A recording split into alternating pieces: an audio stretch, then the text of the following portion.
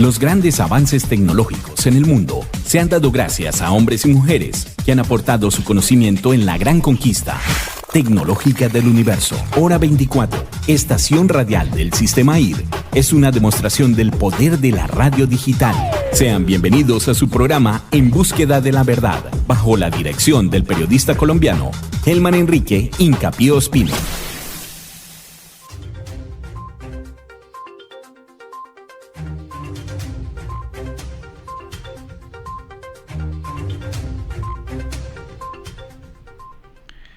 Shalom, shalom. ¿Qué tal, amigos internautas? Tengan muy buen día. Hoy es jueves 20 de abril del año 2023. Yo soy Helman Enrique Hincapié Ospino, el hijo de Marina, y oriento este espacio de opinión en búsqueda de la verdad. La producción técnica a cargo de mi hermano Jorge Villa Fischer. En búsqueda de la verdad llegan las efemérides.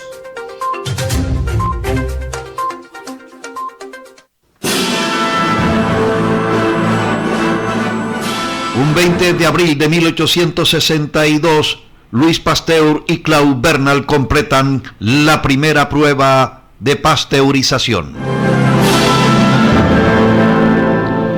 Finalmente, un 20 de abril de 1998, el señor Billy Gates, presidente de Microsoft, presenta su sistema operativo Windows 98. Estas fueron las efemérides.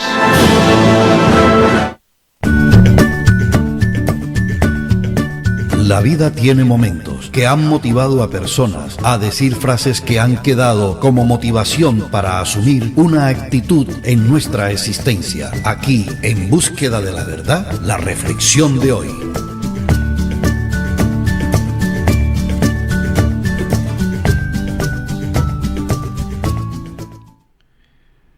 La reflexión que les he traído para hoy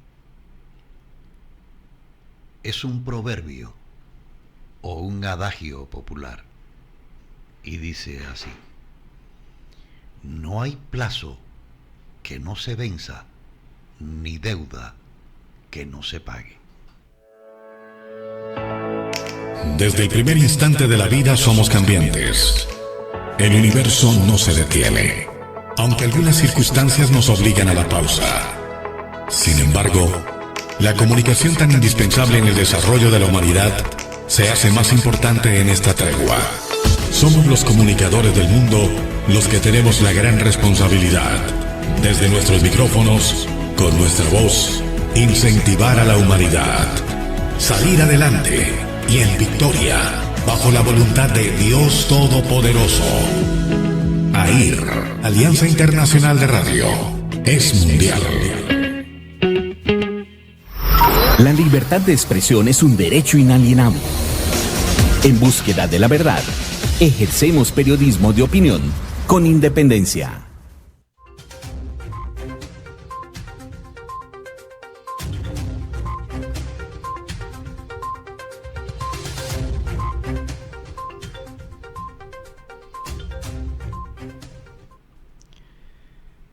El tema que voy a tratar hoy es una historia judicial que me tocó vivir, que me tocó redactar y presentar ante los medios de comunicación para los que he trabajado en la ciudad de Barranquilla. El hecho se presentó un 31 de diciembre de 1993 en la zona norte de la ciudad de Barranquilla. La víctima, una jovencita hermosa por lo demás, Nancy Mestre.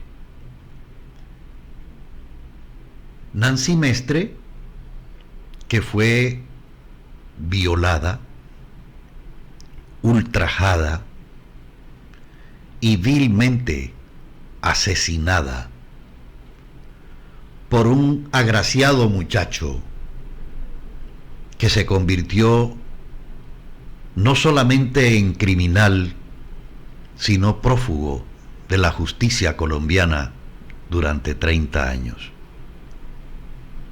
Jaime Saade Cormane.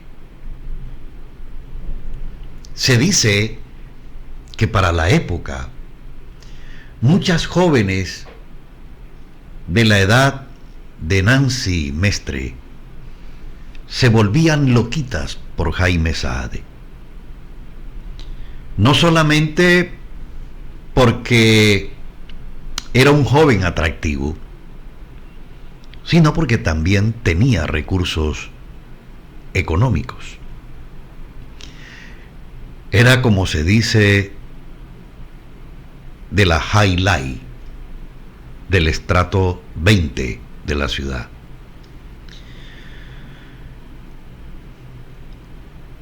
El crimen es el resultado de un hecho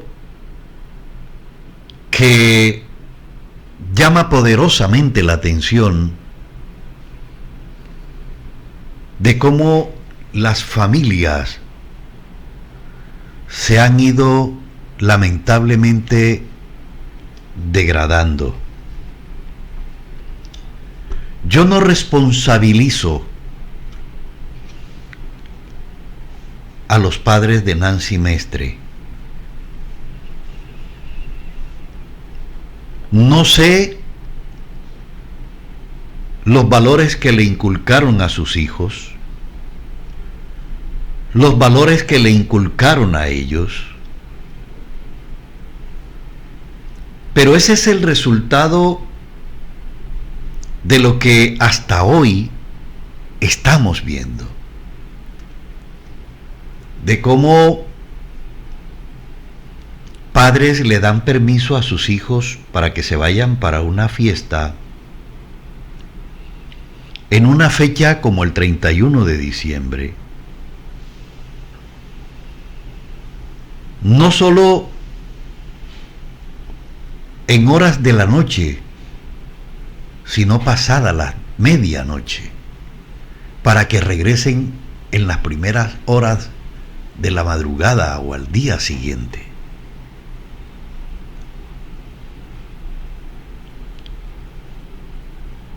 Mi generación, la forma como a mí me criaron, yo hoy tengo que agradecerla.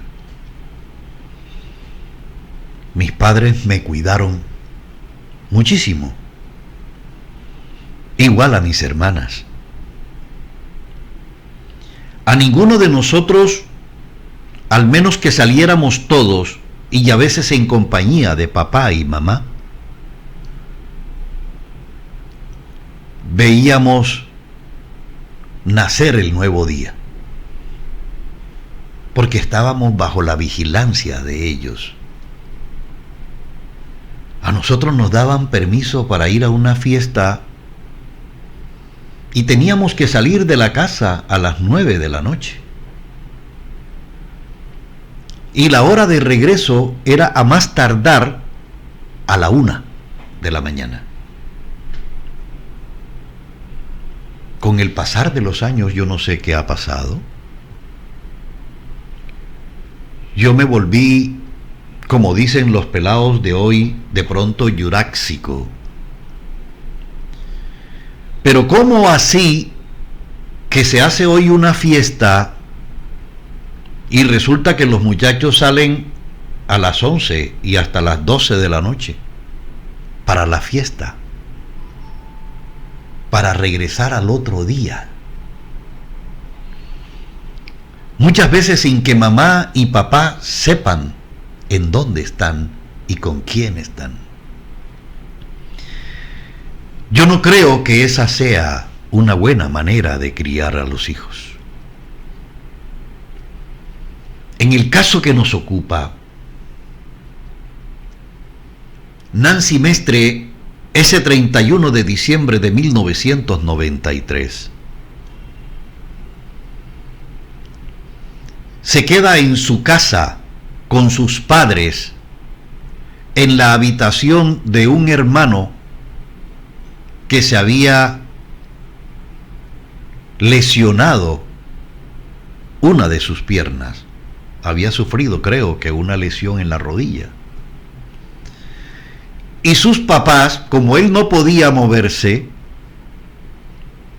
optaron por pasarse o recibir el nuevo año en la habitación del hermano de Nancy. Una vez suenan los pitos que reciben el nuevo año, Nancy Mestre recibe la visita en su casa de quien posteriormente se convirtiera en su asesino, Jaime Saade Cormane. Vuelvo y repito, hijo de una prestante familia de la ciudad. Jaime Saade le pide permiso a los papás de Nancy Mestre para ir a visitar a unos familiares a esa hora de la noche o de la madrugada. Y los padres la dejan salir. A una jovencita que acababa de cumplir 18 añitos, hermosa por lo demás. Se acuestan a descansar. Yo le confieso, si yo hubiera tenido hijas, primero, no la dejo salir a esa hora, y segundo, yo no duermo si la hubiese dejado salir hasta que regresara. Sin embargo, Martín Mestre, con su esposa y su hijo, se quedan dormidos. Asegura él que a las 6 de la mañana recuerda, y dice la niña, y comienzan a llamar por teléfono a la casa de Jaime Saade. Nadie responde. Averiguando y averiguando, el señor va a la casa de Jaime Saade y dicen que los miembros de la familia están en la clínica del Caribe. Él se traslada a la clínica del Caribe, ubicada también en la zona norte, y en la sala de reanimación encuentra a su hija. Su hija, que vuelvo y repito, había sido violada, golpeada salvajemente y con un impacto de arma de fuego en la cabeza. De acuerdo a los experticios de balística y técnicos que se adelantaron por parte de las autoridades, el tiro ingresó por el lado izquierdo de la sien y salió por el lado derecho.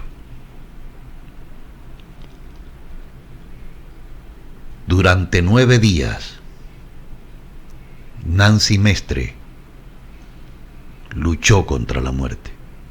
Tenía inmensas ganas de vivir, hasta que partió para siempre. Jaime Saade Cormane se desapareció del mapa. La policía, que tuvo conocimiento inmediatamente del hecho, llegó a la casa de Jaime Saade y se encontró con que en el apartamento donde él había estado con la niña, todo había sido lavado y limpiado. La familia de Jaime Saade Cormane manipuló la escena del crimen. Se estableció por parte de las autoridades porque inicialmente el padre de Jaime Saade le dice a don Martín, papá de Nancy, que su hija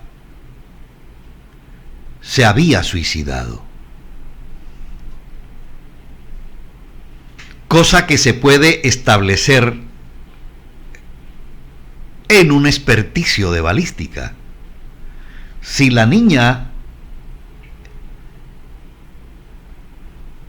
era diestra, o sea, utilizaba su mano derecha, era imposible que pudiera dispararse un arma de fuego del lado izquierdo, donde igualmente por la cercanía del cañón del arma, este había dejado lo que se denomina técnicamente un mapa en la piel.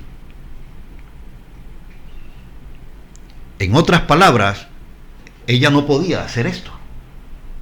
Imposible.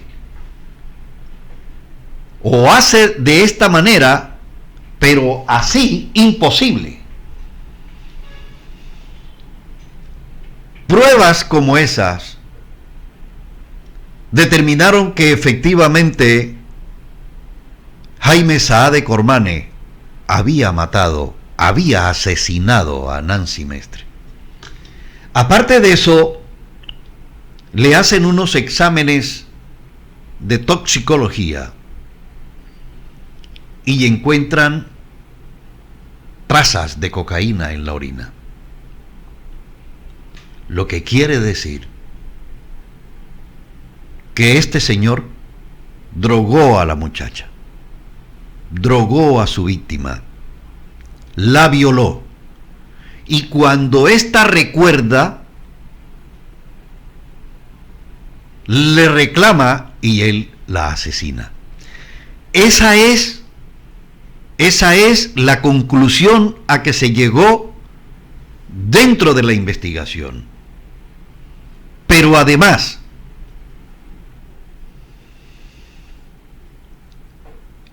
examinados los órganos genitales de la víctima, los técnicos en criminalística lograron establecer que existía la posibilidad, óigase bien, de que a la niña la hubiesen accedido otras personas. Lo que quiere decir que Jaime Saade Cormane no estaba solo al momento de cometer el crimen, que habían otras personas. Sin embargo, esa otra hipótesis solo la puede solucionar o definir el criminal, el asesino.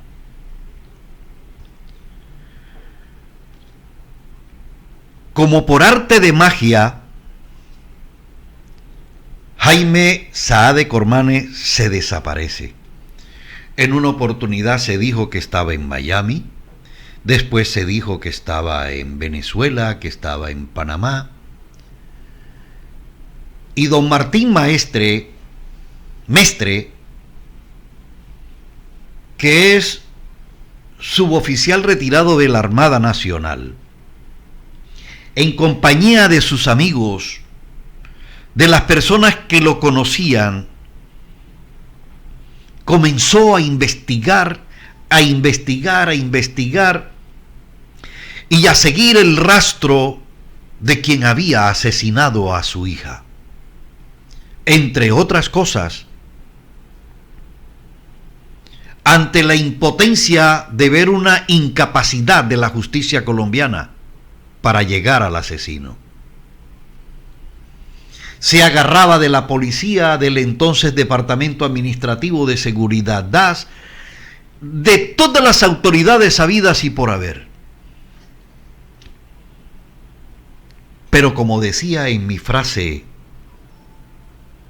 al inicio del programa, no hay plazo que no se venza, ni deuda que no se pague.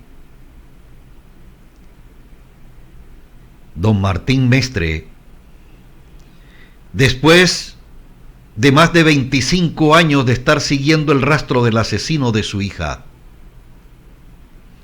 logra una pista. Se entera que en Brasil el señor Jaime Saade Cormane tiene un hermano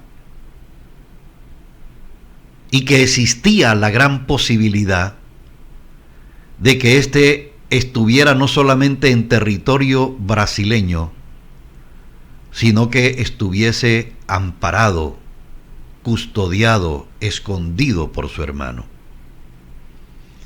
Y comenzó ese proceso entonces de investigación de don Martín, que se convirtió en un verdadero sabueso en materia de investigación criminal. Fue así como, utilizando los elementos tecnológicos que hoy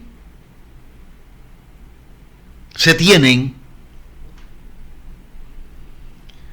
cuando él anteriormente no sabía ni siquiera manejar un computador, no sabía lo que era un computador, comienza a meterse en las redes sociales.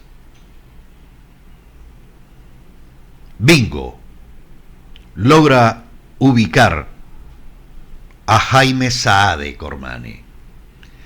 Jaime Saade Cormane, que para no dejar pistas había cambiado su identidad. Entre otras cosas, el señor Martín Mestre durante todos los años hacía retratos de cómo posiblemente estaría en ese momento Jaime Saade. Lo puso calvo, con el pelo largo, con el pelo corto, con bigotes, sin bigotes, con barba, con lente, con sombrero, con cachucha. De todas las formas habidas y por haber lo dibujaba. Hizo un verdadero mosaico. Le colocaba las arrugas por los años, cómo se podía estar transformando. Y vuelvo y repito, utilizando los elementos tecnológicos que se dan hoy y a través de las redes sociales lo logra ubicar a un hombre que se había cambiado de identidad, a un Jaime Saade Cormane que había creído que se había burlado de la justicia colombiana. Pero hay un Dios grande y poderoso. Igual hay un principio que reza que ningún crimen es perfecto.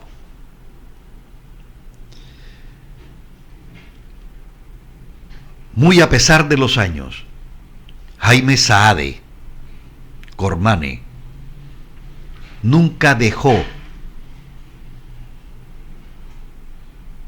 de ser esa persona a la que le atraían las jovencitas.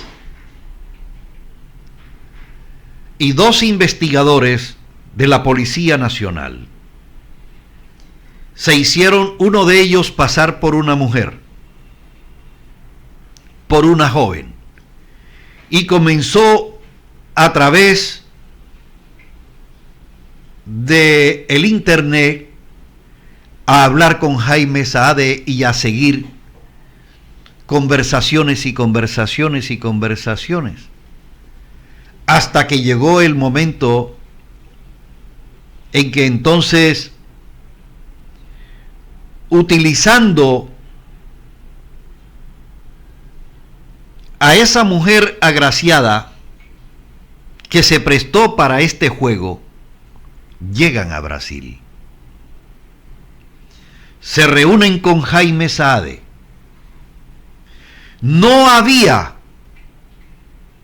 óigase bien, prueba contundente de que se trataba del hombre que durante más de 25 años estaba siendo perseguido por la justicia colombiana.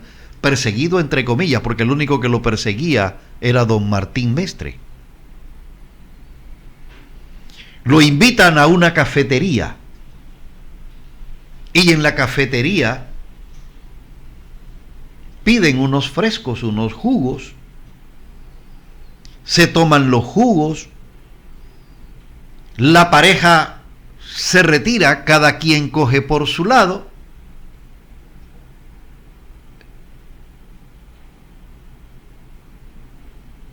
y los investigadores analizan entonces el vaso que había utilizado Jaime Saade Cormane, en donde no solamente habían quedado sus huellas, sino que podía determinarse su ADN en la saliva dejada en el vaso. Se someten las pruebas y se logra establecer la plena identidad. Ya con eso, la Interpol ordena la captura de Jaime Saade Cormane, quien creyó haberse burlado de la justicia. El programa Los Informantes hizo hace unos 2 o 3 años un recuento de toda la historia, y dada la importancia que tiene el hecho criminal, porque en las últimas horas la justicia del Brasil ha ordenado la extradición de Jaime Saade Cormane a Colombia para que venga a pagar por el crimen que cometió y para lo cual fue condenado a 27 años de prisión, toma actualidad esta nota hecha por la nena Arrázola, una periodista a quienes sabemos del periodismo de investigación, quienes hemos hecho periodismo a través de las crónicas, admiramos. Es quizás de los pocos cronistas en televisión que quedan en este país, porque los otros solo se limitan a dar la información propiamente dicha, qué, cómo, cuándo, dónde y por qué. Su capacidad no les da para hacer una crónica rica, que llame la atención, pero que sobre todo produzca este sentimiento que hizo revivir la nena Arrázola en muchos colombianos que conocimos la historia de Nancy Mestre, con quien fuera su asesino, Jaime Saade Cormane. Este es el relato de esta magnífica crónica. Inicialmente entra la crónica con las palabras del señor Martín Mestre.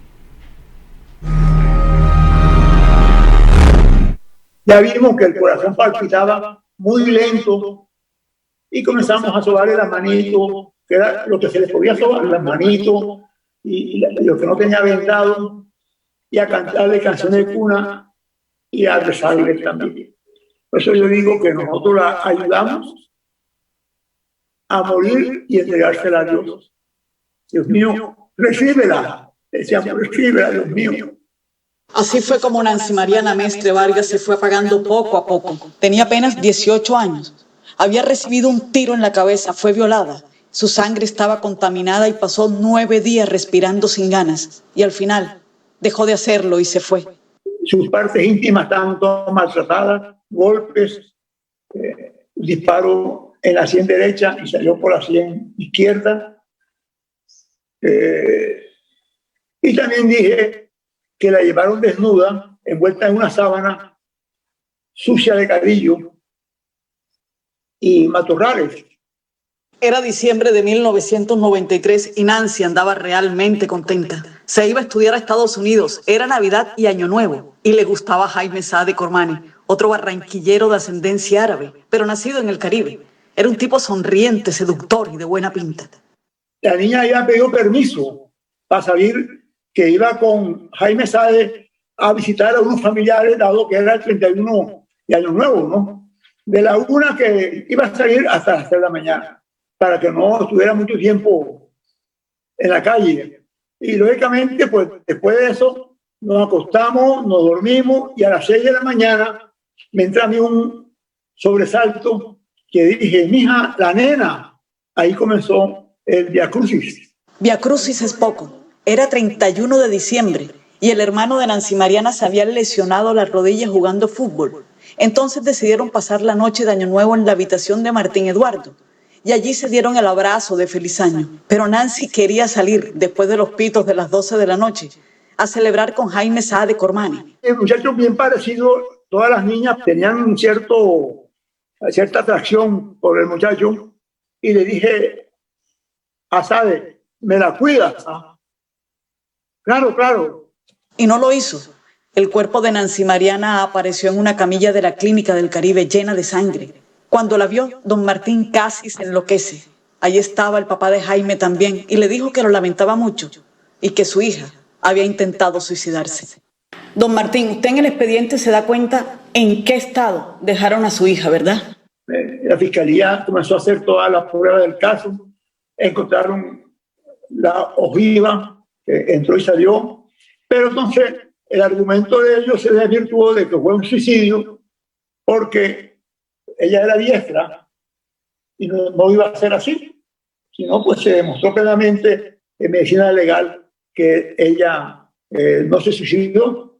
Fue precisamente en ese 31 de diciembre de 1993 cuando empezó la tragedia. No solo no se quitó la vida, sino que la investigación judicial de la época iba aportando más pruebas del ultraje que recibió Nancy Mariana entre el 31 de diciembre del 93 y el 1 de enero de 1994. Don Martín, ¿qué otros hallazgos hace la Fiscalía? En medicina legal, el examen tenía cocaína en la orina.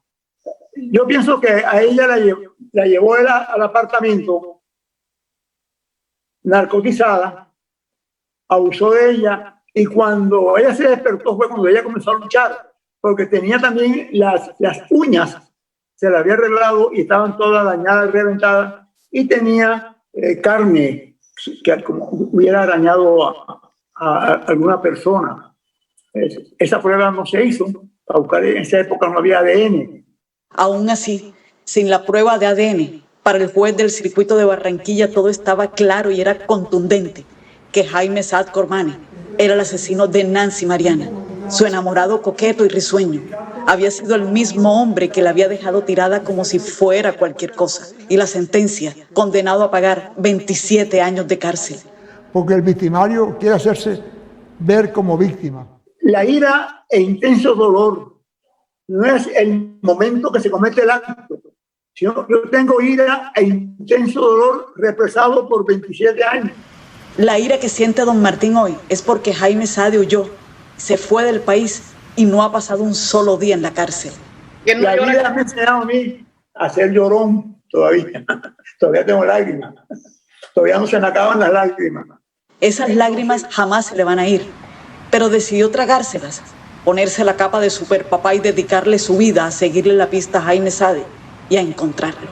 Ahí fue cuando me di cuenta que tenía yo que comenzar a buscar al asesino de mi hija, como en realidad llama. No tenía mucha idea de cómo se hacía eso. En el año 96 se juzgó a Saade en ausencia y la pena fue 27 años de prisión y 10 de interdicción. Entonces yo, bueno, tengo 27 años para encontrarlo y Dios tiene que darme vida para eso. Le daban vueltas en la cabeza 1000 ideas, pero no tenía idea de computadores y hace 27 años la tecnología apenas despuntaba en Colombia. Pero a veces la imaginación vale tanto o más que el conocimiento y se puso en la tarea de pintar a Sade de 1000 formas. Estos son estudios de investigación que hicimos nosotros, esquemas de cómo podría estar él ahora. Así lo hizo. Aquí aparece con gafas, lo puso con bigotes, con gorra, con sombrero, otras veces calvo, con el pelo pintado y con barba. Estos son los estudios también que se hicieron con cabello calvo, hechos por nosotros con la ayuda de la policía. Y el resultado fue un mosaico de 1000 caras, pero con un solo rostro, el de Jaime Sade Cormane, el tipo carismático que se había llevado a Nancy Mariana a una fiesta el 31 de diciembre de 1993 y al otro día, el 1 de enero, ella estaba intubada y él desaparecido. Nancy no pudo haber atentado con su vida, dicen sus amigas. Don Martín Mestre es arquitecto, pero también era oficial de la Reserva de la Armada Nacional y por eso logró que amigos, oficiales y otros retirados le ayudaran a darle cuerpo a su investigación algo rústica e incipiente y decidió que era hora de saber de técnicas de espionaje y de infiltración. Y recuerdo mucho la cuestión de la foto. Papi, ¿cómo salí? Y fue... Hice unos cursos de inteligencia y acción integral y operaciones psicológicas, que todo eso también uno lo escucha y lo va direccionando para el caso, ¿no? Digamos que fui muy aplicado en esos cursos. Cursos después de viejo. ¿Qué hice yo? Tocó también las puertas de la policía y se le abrieron. Iban llegando datos, unos de verdad y otros de mentira, pero había que pararle bolas a todos. Me llamó un exalumno mío, y me dijo que había escuchado o que lo había visto en Miami y llegamos a la conclusión que no era él, ¿no? Otras pistas lo mandaron a La Guajira y otra a Venezuela. A veces se cansaba, su rutina era su obsesión. No lograba dar con Sade y eso lo llenaba de frustración. ¿Cómo voy a buscar yo un tipo que todo el mundo lo esconde, sus amigos que tal vez estaban ahí? Eran callejones sin salida. Revisaba el expediente judicial una y otra vez. No quería dejar pasar por alto ningún detalle. Hasta que descubrió una pista que los llevó a Sade. Su hermano vivía en Brasil. Era oncólogo en Belo Horizonte. Y fue descubriendo poco a poco que ya Jaime Sade no se llamaba así, sino Enrique dos Santos Abdala. Tenía 60 años y estaba casado. El hermano estaba en Brasil y el resto de ella facilitaba porque el hermano lo atendía. Pasaban los años y la tecnología también iba ganando más terreno. Junto con oficiales de la policía, se les ocurrió contactar a Sade por redes sociales. Tuve mucha ayuda de las autoridades. Junto con un experto en contrainteligencia, infiltramos 4 personas en la familia, personas ficticias, 2 con nombres árabes y 2 con nombres de amigos, así, para que diera confianza. Y todo el tiempo estuvieron en las redes sociales charlando. Era un poco arriesgado, porque no era realmente fácil que cayera. Y Sade había sido muy hábil borrando huellas. No dejó ningún rastro. Es que era como si la tierra se lo hubiera tragado. Hay un caso que uno de ellos como que intentó invitar a salir a una. Esa una era uno que administraba los 4. En inteligencia, cualquier dato que tú des se procesa. Ese fue el principio del fin de Sade. Cayó en la trampa virtual de los agentes de inteligencia y él pensaba que estaba hablando con una mujer. Y en realidad era un grupo de hombres oficiales que lo llevaron a donde querían, pero fue a la larga sus huellas dactilares las que lo delataron. Y en una heladería, cafetería, ¿no?, dejó un vaso puesto, como las películas, lo metieron en una bolsa plástica y ya comprobaron las huellas dactilares y era ese. Y el 28 de enero me llaman, ya lo hemos capturado, que fue lo que yo también conté. Ese día, ese 28 de enero de 2020, terminó su búsqueda implacable. Un seguimiento por más de 9.855 días de registro, de rastreo milimétrico para encontrar a Jaime Sade, el mismo que la justicia sentenció por el crimen de Nancy Mariana. Se demoró 27 años, que eso viene siendo 1.134 semanas cargando carpetas y visitando despachos judiciales y policiales, que a veces lo veían como uno más y otras veces hasta de pronto ni bolas le paraban. Ahí viene el canzón ese de Martín Mestre nuevamente a molestar. Decía yo, ¿no? Y siempre andaba con el folder en un maletín. Entonces, todo eso ayudó y colaboró a la captura. La batalla sigue, porque Sade aún no ha sido extraditado. Eso le sigue arrugando el corazón a don Martín, de solo pensar que de pronto no vaya a ver nunca a ese hombre detrás de una reja.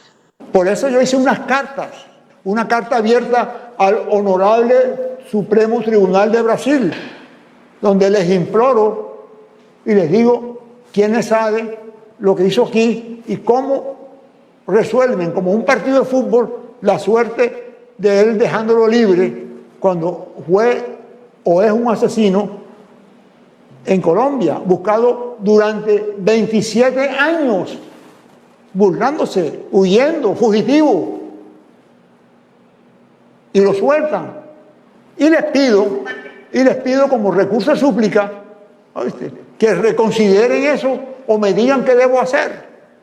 Esto no es un juego, es la historia real, de verdad, del crimen de su hija, una barranquillera de 18 años, que se enamoró del que no era y que quedó tendida en una cama de hospital con su vestido de gala hecho pedazos, despeinada, ensangrentada y con su corazón débil, hasta que ese 9 de enero no pudo más con tanto dolor. Para nosotros eso fue ayer, padre Nancy Mestre Vargas.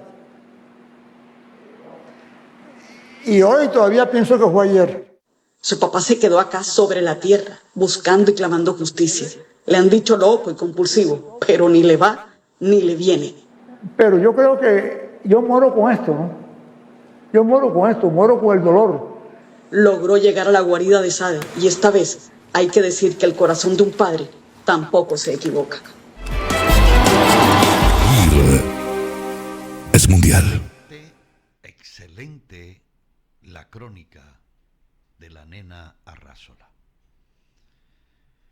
describiendo la historia que había detrás de este hecho que conmocionó a la ciudad de Barranquilla ese 31 de diciembre, 1 de enero de 1993, comenzando el 94. Vuelvo y repito, aquí vale la pena insistir en cuando la justicia quiere actuar, actúa. En donde hay un Dios que no se queda con nada.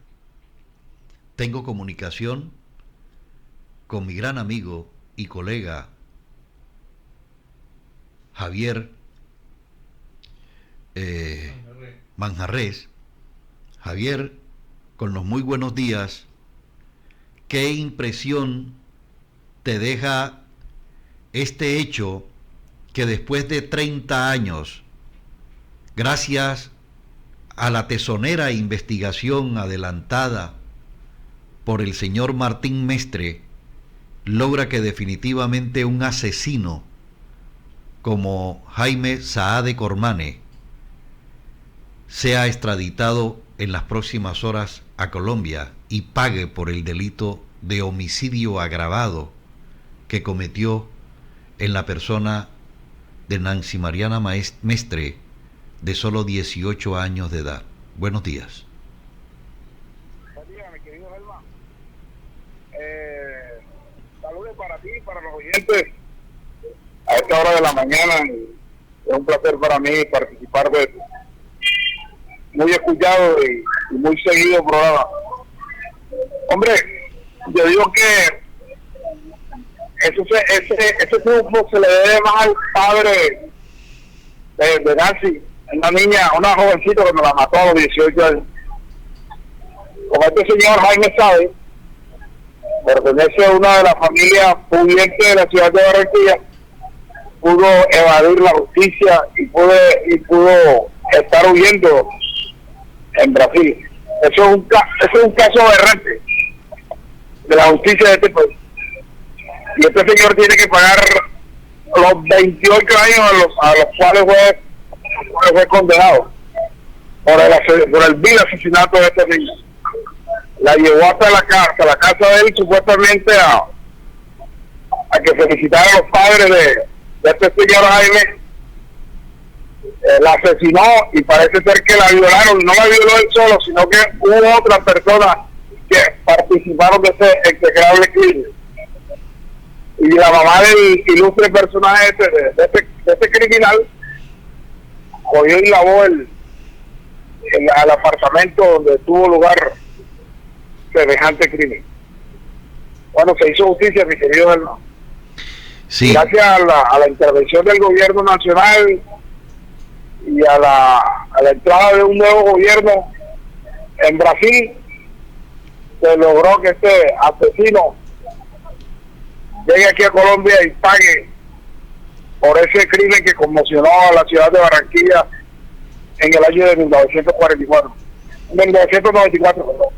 Sí, 93. Yo me acuerdo como si fuera ayer de ese crimen. 31. Conmocionó la ciudad, mi querido hermano. Así es. 31 de diciembre de 1993 para comenzar el 94, ¿verdad? Sí, claro. Claro. Javier, usted tiene niña, ¿verdad? Usted tuvo esa, sí, esa bendición de tener una hija. Yo me imagino claro, que como padre de familia, usted recibió una crianza y unos valores. Claro. Aquí hay que hacer dos análisis, Javier. Uno que tiene que ver propiamente con esa libertad que se le entrega a los hijos. O sea, ¿cómo así que mi hija me va a pedir permiso para ir con el novio después de un 31 de diciembre, después de pito, a la 1 de la mañana y que regresa más tardecito? Yo como papá, le confieso, no me como eso. No lo permito. No lo permito. Yo no lo permito. Así es. En esta sociedad tan mala en la cual vivimos todos, y sobre todo una niña de 18 años bien hermosa que apenas comenzando la vida le levanta la tentación a un criminal como este Jaime Chávez. El otro aspecto. Sí, está escuchando. Sí, el otro aspecto para analizar es propiamente el del asesino, ¿verdad? El del criminal. Que llega a Brasil, se cambia de identidad, comienza a hacer una nueva vida, se casa, me imagino, con una esposa a quien le ocultó esta verdad que igualmente deberían seguramente desconocer sus hijos, y no hasta ahora cuando lo cogen preso y lo van a extraditar a Colombia. O sea, cómo se destruyen familias. No una, familias enteras. Sí, claro. Por un hecho tan aberrante como este, ¿verdad? Sí, señor. El hombre tiene un proceso abierto en Brasil por falsa identidad. Porque se cambió nombre y sacó papeles falsos. Así es. Y con eso ejercía la profesión de médico allá en Brasil. Oye, este señor tiene 62 años. Cuando llega a los 80 lo sacan de la cárcel. Porque tú sabes que las personas cuando llegan a los 80 años ya se vuelven inimputables. Son personas que no pueden ser objeto de condena. Sí. Va a pagar menos. Va a pagar menos de los años que vivió en Brasil. Ese también es otra cosa que hay que analizar, mi querido hermano. Sí, usted me ha hecho caer en cuenta en eso. Aparte de que hay unos beneficios que generalmente se le otorgan a los criminales, ¿verdad? Como el pago de las 2/3 partes de la pena. Así es que no va a pagar los 27 años, 28 años a la que fue condenado 28. este sujeto. No los va a pagar aquí en Colombia. No lo va a pagar, no. Va a pagar mucho menos. No, porque él no lo alcanza. No lo alcanza. Y él no le puede hacer rebaja de pena porque él no ha pagado cárcel. Sí, fue Si prófugo. hubiera pagado cárcel en Brasil, se lo hubieran descontado acá. Pero él no ha purgado ni un solo día de cárcel por ese crimen. O sea, que si él no tiene hubiera tenido que pagar los 27 años completos. Así es. Pero hay una cosa que lo beneficia a él, porque tú sabes que las leyes, después que se promulgan, comienzan a ser ejecutadas desde el mismo día en que son firmadas por el presidente. Uh-huh. Y los que han sido condenados anterior a la promulgación de esa ley, los cobija el beneficio de eso se llama beneficio de ahora se me pasa el nombre, pero a él lo condenaron con la ley vieja, porque si a él le aplican el delito de feminicidio, hoy tuviera que pagar 40 años de cárcel, que es el monto mínimo de un crimen, de un feminicidio. Así es. Tú sabes que el feminicidio ahora lo constituyeron como un delito autónomo.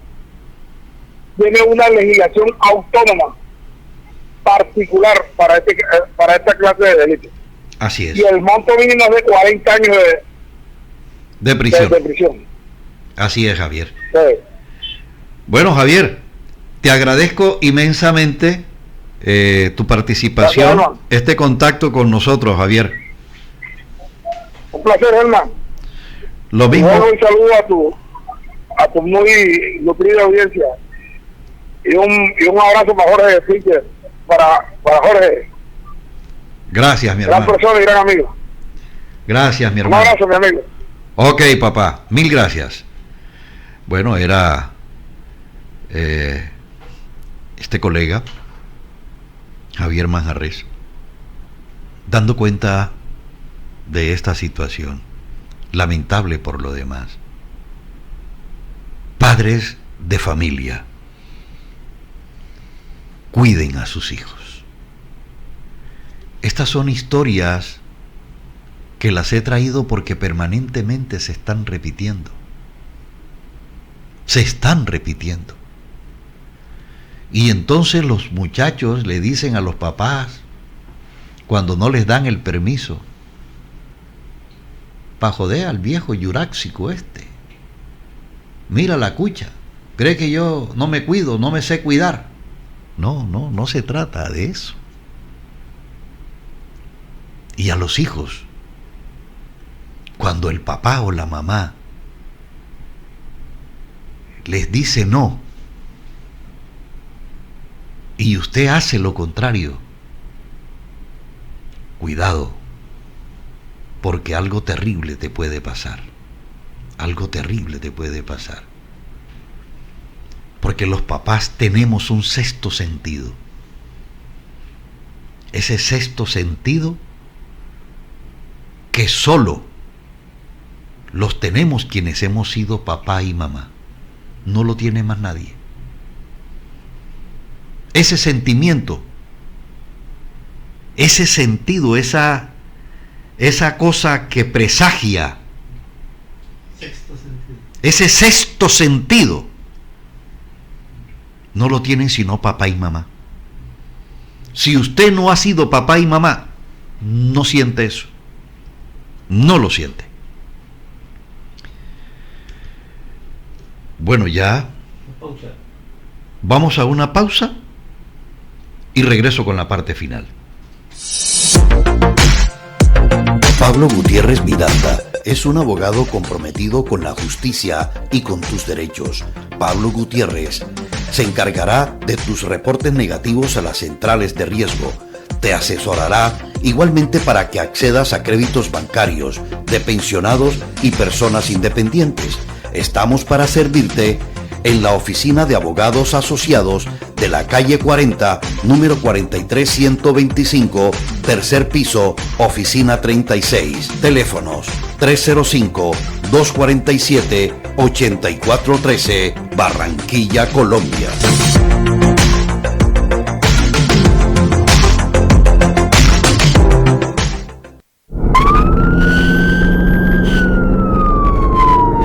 Atención, mucha atención. Una maldición africana destruyó el poder sexual de la estrella de la vida nocturna de la Arenosa, conocido como el Semental del Caribe. una delincuente despechada, alias la Guacamaya, promovió este extraño atentado y convulsionó la vida nocturna de la ciudad caribeña, provocando incluso una guerra entre mafiosos que deja muertos por decenas. Golpe al Mayo, una novela de William Ahumada Mauri. Adquiérela en Amazon.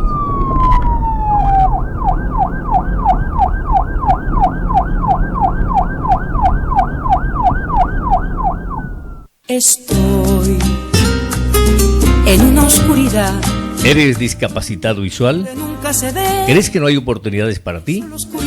En la Asociación de Personas con Discapacidad Visual del Departamento del Atlántico te ofrecemos rehabilitación en movilidad y alfabetización con personal altamente calificado. Además te brindamos cursos de emprendimiento para tu desarrollo laboral con el respaldo del Instituto Nacional para Ciegos INSI. Contáctanos al 321-500-2700 y al 304-623-0677. La Asociación de Personas con Discapacidad Visual del Departamento del Atlántico está lista para apoyarte y ayudarte para ver la vida de otra manera. Estoy en plena oscuridad, pero siento en mi pies. Si ya fuiste concejal, alcalde, diputado o gobernador y no hiciste una buena gestión, ten vergüenza, no pidas apoyo otra vez. No estamos para mantener parásitos sociales. ¿Estás oyendo, inútil? ¡Pinche mantenido! Desde el primer instante de la vida somos cambiantes. El universo no se detiene, aunque algunas circunstancias nos obligan a la pausa. Sin embargo, la comunicación tan indispensable en el desarrollo de la humanidad se hace más importante en esta tregua.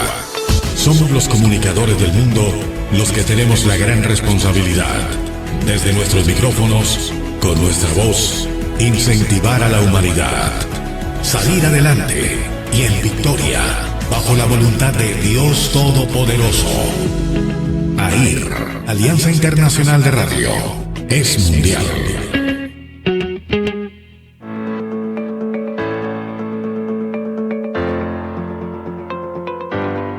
Búsqueda de la verdad.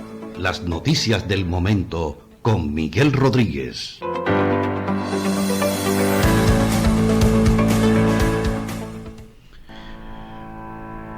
Bueno, ya tenemos comunicación con nuestro compañero, colega y hermano Miguel Rodríguez, que nos tiene los últimos en materia de noticias en esta mañana de jueves 20 de abril del año 2023.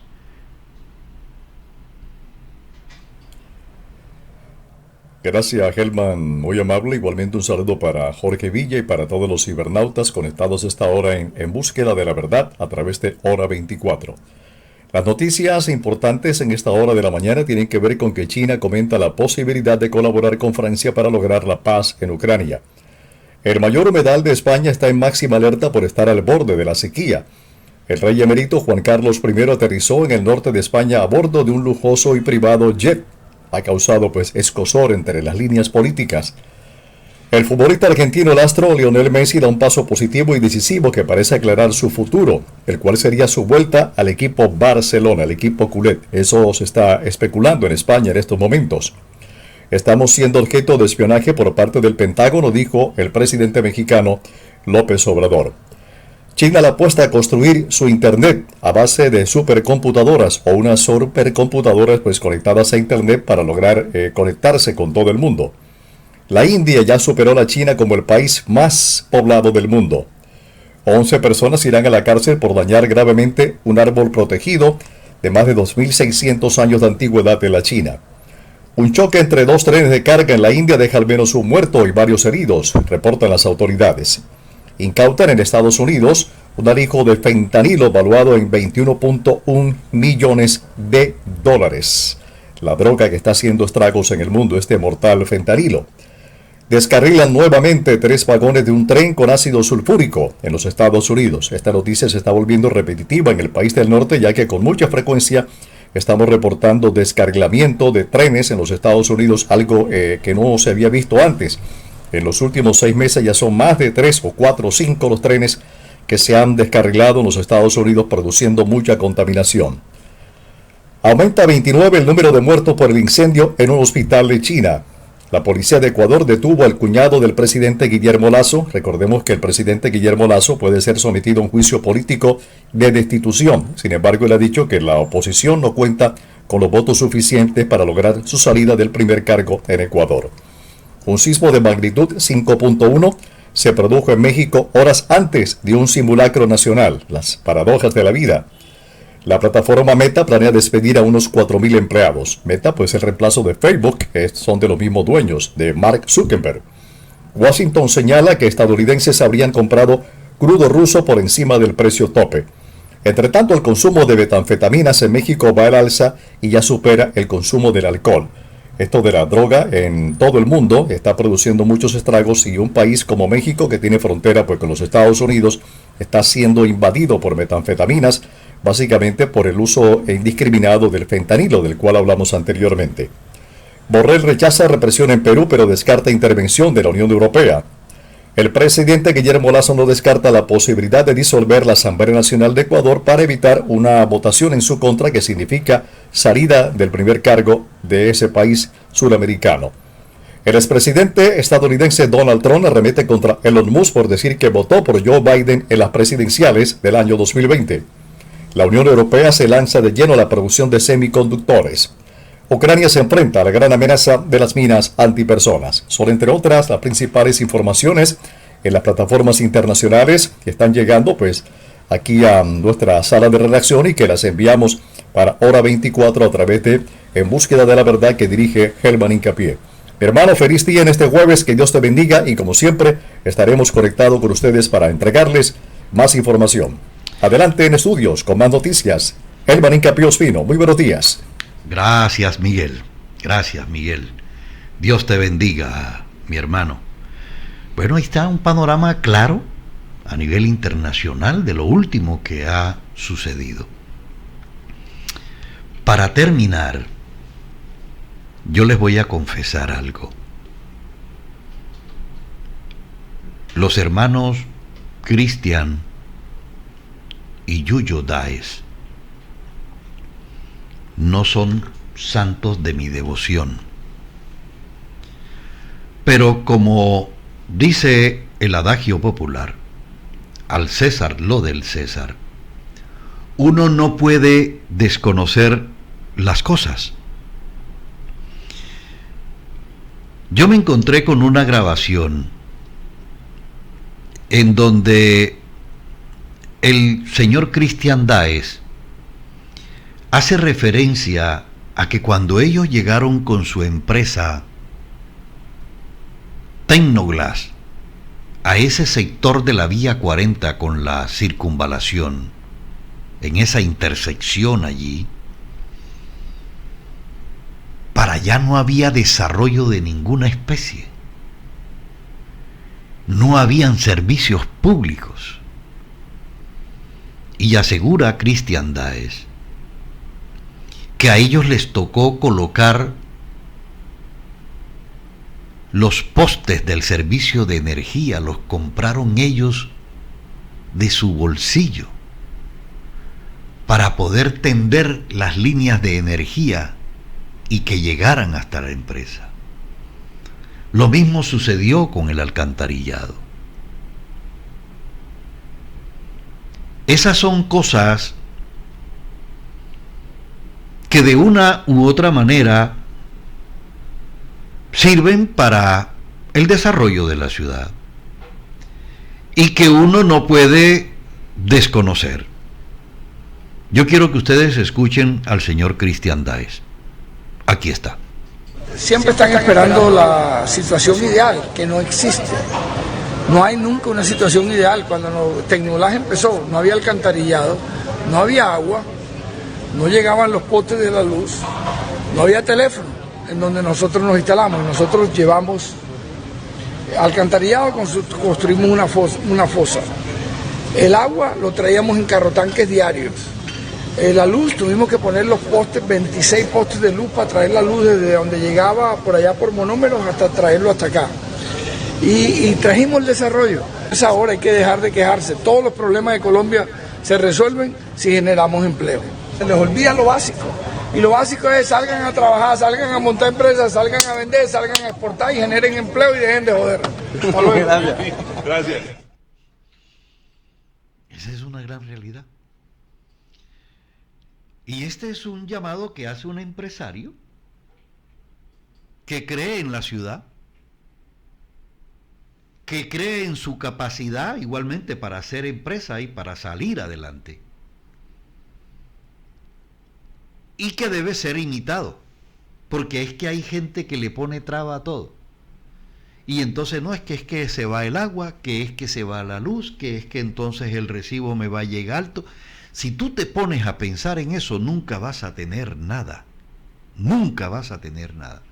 Eso es lo mismo que sucede con las personas que dicen que yo compro de contado. Yo no me endeudo. Yo no quiero tener dolores de cabeza. Si tú no te metes en deudas, ¿cómo vas a hacer vida crediticia? Tienes que meterte en deuda. Que después te toca sacrificio.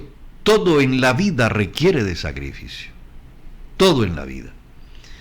Mis queridos amigos, de esta manera llegamos al final de este programa del día de hoy,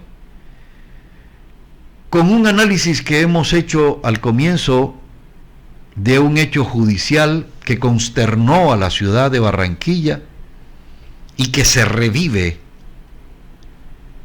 con la extradición de un criminal, de un asesino como Jaime Saade Cormane, quien durante 30 años evadió la justicia colombiana.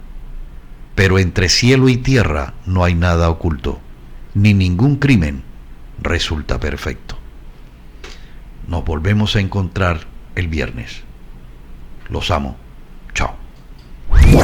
Aquí termina este viaje a través de Hora 24 y el sistema AIR en su programa En Búsqueda de la Verdad. En Búsqueda de la Verdad. La radio moderna nos permite interactuar a través del sonido y la imagen. Por ello, nos seguiremos preparando. Hasta pronto.